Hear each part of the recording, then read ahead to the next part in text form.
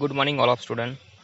Today we'll teach about anatomy and physiology of musculoskeletal. બરોબર આપણે એનો રિવ્યુ કરશું. બરોબર એનાટોમી એન્ડ ફિઝિયોલોજી છે મસ્ક્યુલોસ્કેલેટલ એનો. નેક્સ્ટ જોઈએ કે musculoskeletal system is a consist of the bone, muscles, ligament, tendons and cartilage together with the joint.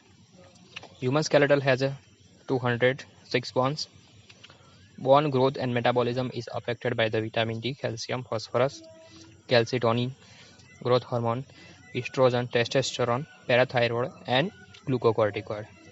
બરાબર આગળ જોઈએ તો બોનનું આપણે ક્લાસિફિકેશન જોઈએ તો કે અકોર્ડિંગ ટુ એના અરેન્જમેન્ટ પ્રમાણે જોઈએ તો એક્ઝિયલ સ્કેલેટલ એન્ડ એપેન્ડિક્યુલર સ્કેલેટલ. એક્ઝિયલ સ્કેલેટલનો મિનિંગ એવો થાય કે ભાઈ એ વન એક્સિસમાં ગોઠવાયેલા બોન હોય. બરાબર જેમ કે સ્કલ બોન છે, વેટેબ્રાઈ છે, બરાબર રીબ કેજ છે, એ બધા શેમાં આવશે? એક્ઝિયલ સ્કેલેટલમાં આવશે. એપેન્ડિક્યુલર સ્કેલેટલમાં શું થાય કે ભાઈ પેરીફરી જેટલા પણ બોન ગોઠવાયેલા છે એ બધાનો સમાવેશ થશે એપેન્ડિક્યુલર સ્કેલેટલમાં. બરાબર હવે નેક્સ્ટ જોઈએ કે અકોર્ડિંગ ટુ ધ શેપ છે. બરાબર એનું ક્લાસિફિકેશન જોઈએ તો પહેલાં જોઈએ એક લોંગ બોન. તો લોંગ બોનમાં હ્યુમરસ છે, રેડિયસ છે, અલ્ના છે, એ બધાનો ઇન્ક્લુડ થશે. બરાબર કે જેમાં એપિફાઇસિસ અને ડાયાફાઇસિસ છે. મેં ડિટેલમાં જોયું હશે ફર્સ્ટ યરમાં what is epiphysis and what is diaphysis. બરાબર પછી નેક્સ્ટ જોઈએ શોર્ટ બોન. તો શોર્ટ બોનમાં છે ભાઈ કાર્પલ બોન છે, બીજા જેટલા પણ શોર્ટ બોન છે એ બધા ઇન્ક્લુડ થશે શોર્ટ બોનમાં. બરાબર બીજું જોઈએ નેક્સ્ટ કે flat bone. What is flat bone?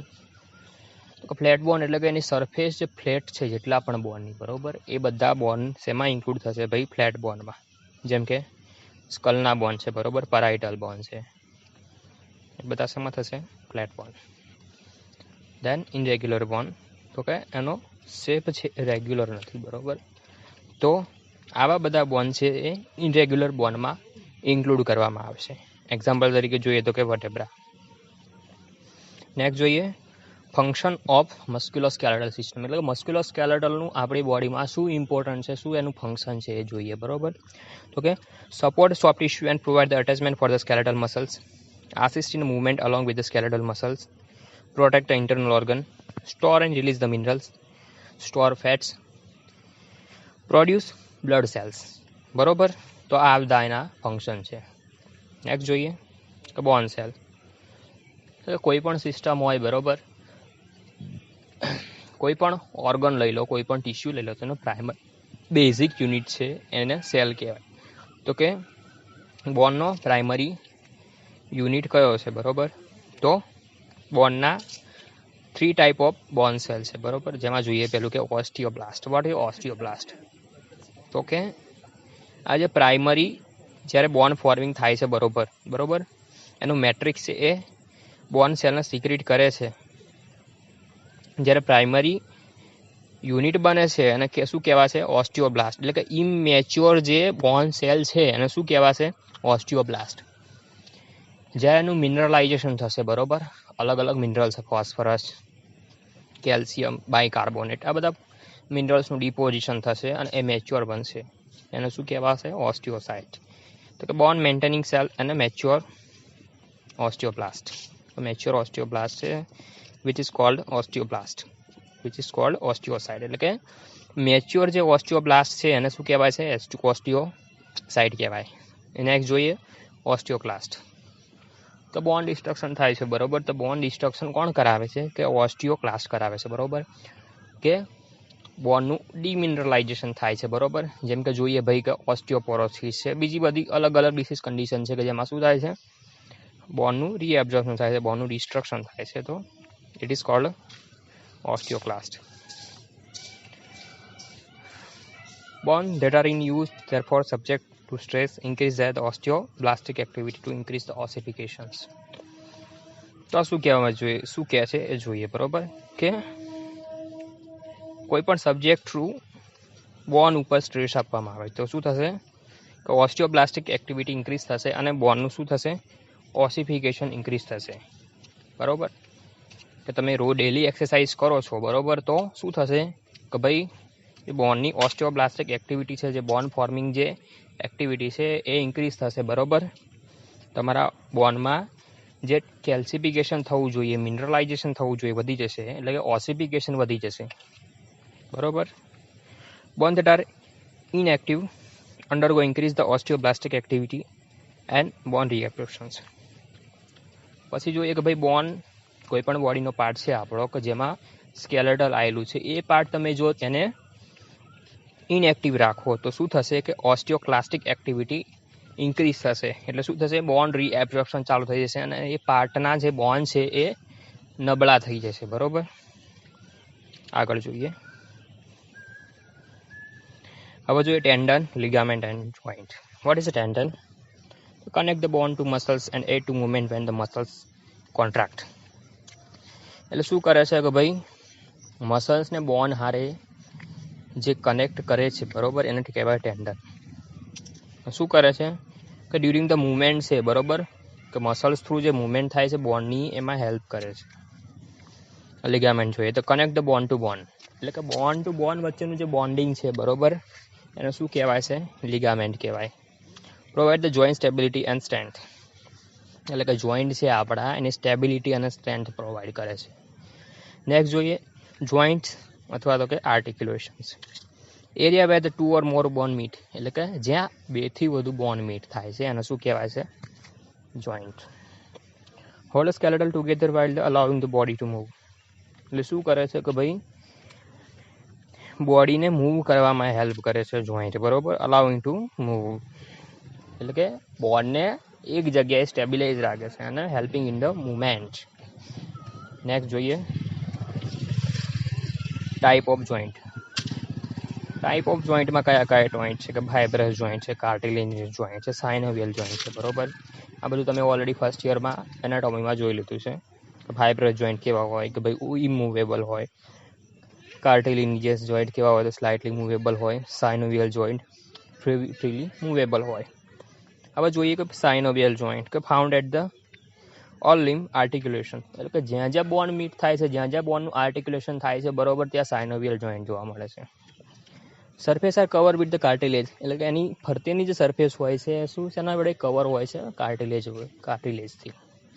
Joint cavity are cover with the tough fibrous capsule, the cavity line with the synovial membrane and filled with the synovial fluid, એટલે કે જે cavity બનાવે છે synovial cavity, એની અંદર synovial fluid હોય છે, બરોબર. Next જોઈએ bursa. What is a bursa? A small sac filled with the synovial fluid and inflammation of the sac is called bursitis. એટલે કે જે small sac fill with synovial fluid, એટલે કે સાઇનોવિયલ કેવિટી હોય છે, બરોબર, સાઇનોવિયલ કેવિટીમાં જે સ્મોલ સેક કે જેની અંદર સાઇનોવિયલ ફ્લુઇડ આવેલું છે, બરોબર, એને શું કહેવાય છે, બરસા કહેવાય છે. પડી ખબર? હવે એમાં ઇન્ફ્લામેશન થાય તો શું કહેવાય એને, inflammation of sac is called bursitis, એટલે કે આ સેક કે જેની અંદર સાઇનોવિયલ ફ્લુઇડ આવેલું છે, જો આ સેકનું ઇન્ફ્લામેશન થાય તો એને કહેવાય બર્સાઇટિસ, બરોબર. નેક્સ્ટ જોઈએ નર્સિંગ અસેસમેન્ટ. તો આ ભાઈ મસ્ક્યુલોસ્કેલેટલના કોઈ પણ ડિસઓર્ડર સાથે પેશન્ટ આવ્યું તો આપણે એનું શું શું અસેસમેન્ટ કરશું, કઈ રીતે એનું મેનેજમેન્ટ કરશું, કઈ રીતે ડાયગ્નોસિસ કરશું, એ આગળ જોઈએ. પહેલાં જોઈએ કે હેલ્થ હિસ્ટ્રી. સો હેલ્થ હિસ્ટ્રીમાં શું કરશું કે અસેસમેન્ટ ડેટામાં pain, tenderness, tightness and alternate sensations. Physical અસેસમેન્ટમાં શું જોઈશું તો કે ભાઈ પોસ્ચર છે, ગેસ્ચર છે, બોન ઇન્ટિગ્રિટી છે, joint function, muscle strength and size, skin, neurovascular status, બરોબર. Inspect and palpate the bone joint for the visible deformity, tenderness or pain, swelling, warmth and ROM. What is ROM? ROM means range of motions. એટલે કે patient આવે આપણી જોડે તો ત્યારે એને કોઈ પણ એને ડિફોર્મિટી છે કે નહીં એ આપણે ઇન્સ્પેક્શન કરીને જોવાનું છે. એને ટેન્ડરનેસ છે કે નહીં, પેન છે કે નહીં, સ્વેલિંગ છે કે વોર્મથ છે કે નહીં એ જોવાનું છે, બરાબર. Assess the compare the corresponding joint, એટલે કે એક જોઈન્ટ છે એના બીજા જોઈન્ટ હારી કમ્પેર કરવાનું છે અને જોવાનું છે કે ભાઈ નોર્મલ કરતાં કોઈ બીજા જોઈન્ટમાં કંઈ એબનોર્મલ કન્ડિશન છે નહીં ને, એ આપણે ઇન્સ્પેક્ટ કરીને જોવાનું છે, બરાબર. Palpate each joint for the any crepitus. Never attempt to move the joint past normal range of motion or past point where the patient experienced pain. એટલે શું કહે છે કે ભાઈ જ્યાં ઓલરેડી પેન વધુ પડતું થતું હોય ત્યાં આપણે એને મૂવમેન્ટ એટલી બધી રેન્જ ઓફ મોશન આપવાની છે નહીં, બરાબર. કારણ કે કદાચ ટેન્ડન રપ્ચર થઈ ગયું હશે કાં તો પછી ફ્રેક્ચર હશે તો એ પ્રોગ્રેસિવ થશે, બરાબર. એટલે જે પાર્ટમાં ઓલરેડી પેન હોય જ આપણે ઇન્સ્પેક્શનથી ખબર પડે કે ભાઈ આ પાર્ટમાં પેન છે અને જોઈન્ટમાં, તો આપણે એને મૂવમેન્ટ એટલી નહીં કરાવીએ. Bulge sign and ballottement using the assess for the fluid in the knee joint. એટલે બલ્જ સાઇન જોવાની છે, બરાબર, કે ભાઈ કોઈ પણ જગ્યાએ ફ્લુઇડ ભરાય તો શું થાય, એ જગ્યાએ બલ્જિંગ થઈ જાય, એને શું કહેવાય, બલ્જ સાઇન કહેવાય, બરાબર. અને બેલોટમેન્ટ ચેક કરવાનું છે, બરાબર, કે જેને શું કરવું ખબર પડશે આપણને કે ભાઈ over accumulation of synovial fluid થયું છે કે નહીં એ જોવાનું છે. નેક્સ્ટ જોઈએ ડાયગ્નોસ્ટિક સ્ટેજ છે અલગ અલગ, બરાબર. આર્થ્રોસેન્ટેસિસ છે. What is arthrocentesis? A needle is inserted through the joint capsule and fluid is aspirated. એટલે આમાં શું કરવાનું છે કે ભાઈ ફોર ધ ડાયગ્નોસ્ટિક પર્પઝ અથવા તો કે થેરાપ્યુટિક પર્પઝ, બરાબર. એમાં શું કે સાઇનોવિયલ જોઈન્ટ છે એની અંદર આપણે નીડલ નાખી અને એને વધારાનું જે ફ્લુઇડ કલેક્ટ થઈ ગયું છે એને એસ્પિરેટ કરીને બહાર કાઢી લેવાનું છે, બરાબર. અને પર્પઝ જોઈએ તો કે ડાયગ્નોસ્ટિકમાં શું હોય કે કોઈ પણ ઇન્ફેક્શન અંદર લાગ્યું હોય એના લીધે ઇન્ફ્લામેશન થઈ ગયું હોય તો આપણે એઝ અ ડાયગ્નોસ્ટિક પર્પઝ આર્થ્રોસેન્ટેસિસ કરીએ છીએ. થેરાપ્યુટિક પર્પઝમાં શું આવે છે કે ભાઈ એક્સેસિવ કલેક્શન અંદર સાઇનોવિયલ ફ્લુઇડનું થઈ ગયું છે તો એને રિમૂવ કરવા માટે આપણે શું કરીશું કે ભાઈ આર્થ્રોસેન્ટેસિસ કરીશું, બરાબર. નેક્સ્ટ જોઈએ આર્થ્રોસ્કોપી. What is scopy? સ્કોપીનો મિનિંગ એવો થાય કે ભાઈ કોઈ પણ વસ્તુ આપણે વિઝ્યુલાઇઝ કરીએ કોઈ પણ સ્કોપ થ્રુ એને શું કહેવાય, આર્થ્રોસ્કોપી. આર્થ્રો મીન્સ કે જોઈન્ટ અને સ્કોપી મીન્સ કે વિઝ્યુલાઇઝ. એટલે કે આપણે જોઈન્ટને અંદરથી વિઝ્યુલાઇઝ કરવાનો છે, બરાબર. આ પ્રોસિજર છે એને કહેવાય arthroscopy. Is the internal inspection of joint using the instrument called arthroscope. Arthroscope is a thin fiber optic viewing instrument that is inserted into the joint through the small incision in the knee, બરાબર. એટલે નીમાં small ઇન્સિઝન કરી અને જે fibre optic જે આર્થ્રોસ્કોપ છે એને આપણે insert કરાવી અને અંદર વિઝ્યુલાઇઝ કરવાનું છે કે ભાઈ કોઈ પણ જગ્યાએ ડેમેજ થયું નથી, કોઈ જગ્યાએ લીઝન છે કે નહીં, બરાબર. એ બધું ખબર પડશે આપણને આર્થ્રોસ્કોપીથી. નેક્સ્ટ જોઈએ આ આપેલું છે આપણને આર્થ્રોસ્કોપી, બરાબર, કે ભાઈ આર્થ્રોસ્કોપ જે ઇન્સિઝન થ્રુ સાઇનોવિયલ કેવિટીમાં ઇન્સર્ટ કર્યું છે, બરાબર. નેક્સ્ટ જોઈએ nursing management after the procedure. એટલે આફ્ટર પ્રોસિજર આર્થ્રોસ્કોપી કરી તમે તો what to do the nursing management. શું કરશું કે ભાઈ leg is elevated without flexing the knee. એટલે ની આપણે ફ્લેક્સ કર્યા વગર લેગને એલિવેટ કરવાનો છે, બરાબર.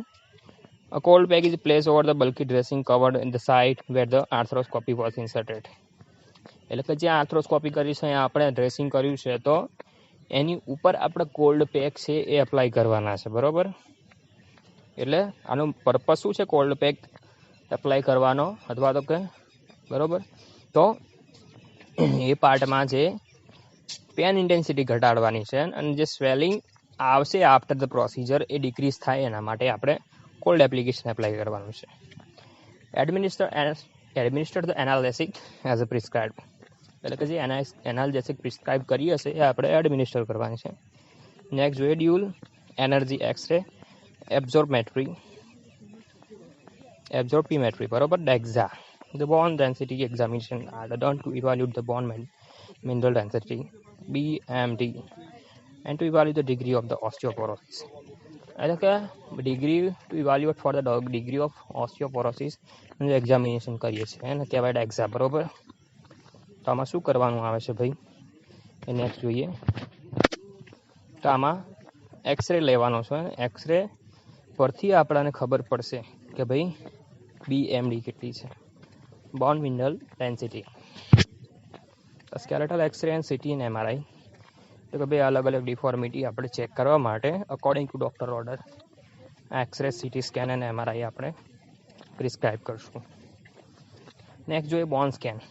તો use for the intervention injections of the radio nuclide to detect the uptake of the radioactive substance by the bone. તો આપણે ઇન્ટ્રાવિનસ જે રેડિયો એક્ટિવ સબસ્ટન્સ છે બરોબર એને ઇન્સર્ટ કરશું અને પછી બોન કેટલું રીએબ્ઝોર્પ્શન કરે છે બરોબર, કેટલું અપટેક કરે છે એનું ઇવાલ્યુએટ કરશું.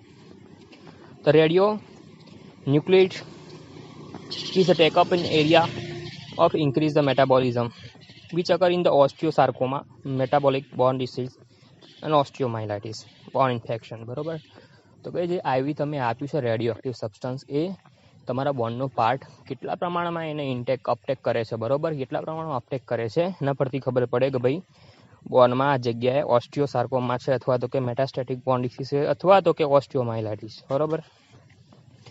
નેક્સ્ટ જોઈએ બ્લડ ટેસ્ટમાં નોર્મલી ખબર છે બધાને સીબીસી છે, આલ્કલાઇન ફોસ્ફેટેઝ, કેલ્શિયમ બરોબર, આ બધા એના બ્લડ ટેસ્ટ છે. રૂમેટોઇડ ફેક્ટર ઇઝ ઇમ્પોર્ટન્ટ બરોબર કે ડાયગ્નોસિસ રૂમેટોઇડ આર્થરાઇટિસ એટલે એક બ્લડ આ પ્રોસિજર છે બરોબર કે એમાં શું થશે કે ભાઈ રૂમેટોઇડ ફેક્ટર છે એ બ્લડમાં આપણા વધી જશે એટલે through the blood sampling through the hematological evaluations આપણને ખબર પડશે કે ભાઈ બ્લડમાં રૂમેટોઇડ ફેક્ટર કેટલા હશે. જો રૂમેટોઇડ ફેક્ટર નોર્મલ લેવલ કરતાં વધી જશે તો patient having the rheumatoid arthritis. Uric acid જોઈએ તો diagnose the monitor treatment of gout એટલે કે યુરિક એસિડ બરોબર, યુરિક એસિડ નોર્મલ લેવલ કરતાં વધી જાય જોઈન્ટમાં તો શું થશે પેશન્ટ હેવિંગ ગાઉટ. તો પેનિક લેવલ ક્યારે થશે તો કે ગ્રેટર દેન 12 mg પર ડેસીલીટર બરોબર. તો આ હતા બધાય blood test. Regardless of the type of diagnostic nurse is responsible for. તો કે ભાઈ આ બધી ડાયગ્નોસ્ટિક ટેસ્ટ કરીએ તો આપણે એમાં શું ધ્યાન રાખવાનું છે કે explaining the procedure and any special preparation needed, assessing for the medication use that may be affect the outcome of test, supporting the patient during the examination as necessary, documenting the procedure as appropriate, ensure the consent form is signed if required and monitoring the result of test બરાબર. આ બધી વસ્તુ ધ્યાન રાખવાની છે આપણે કોઈ પણ ડાયગ્નોસ્ટિક પ્રોસિજર કરીએ ત્યારે. નેક્સ્ટ જોઈએ nursing care of patient with the orthopaedic modalities. તો નર્સિંગ કેર કઈ આપણે પ્રોવાઈડ કરવાની છે ભાઈ પેશન્ટને બરાબર. તો જોઈએ the management of musculoskeletal injury and disorder frequently including the use of cast છે બરાબર, બ્રાસિસ છે, સ્પ્લિન્ટ છે, ટ્રેક્શન છે, સર્જરી ઓર કોમ્બિનેશન ઓફ ધેસ્ટ. હવે કાસ્ટ જોઈએ બરાબર. It is a rigid external immobilized device that are molded to the contours of the body. તો cast શું છે? What is a cast? તો કે એક્સટર્નલ મોબિલાઇઝ જે ડિવાઇસ છે બરોબર, કોઈ પણ ફ્રેક્ચર થયું હોય તો એ પાર્ટ આપણે ઇમોબિલાઇઝ કરવો પડે. તો કે ઇમોબિલાઇઝ કરવા માટે જે તમે કાસ્ટ વાપરો છો પીઓપી પ્લાસ્ટર ઓફ પેરિસ બરોબર, તો એ કાસ્ટ છે બરોબર. It is a permit mobilisation of the patient while restricting the movement of a body part બરોબર.